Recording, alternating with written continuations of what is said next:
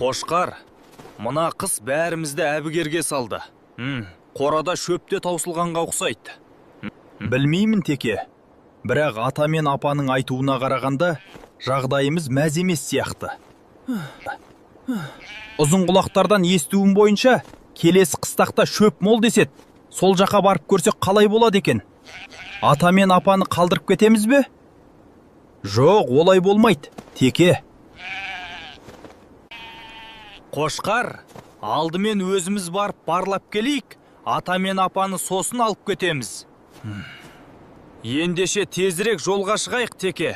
Алдымызда боран, үлгерейік. Теке, жолға керектінің бәрін алдың ба? Бұл жолғы сапар ұзақ болатын сияқты. Қошқар, енді тездетейік, ешкім байқамай тұрғанда. Егер видеоны толық көргің келсе, сілтемедегі YouTube арнаға өт.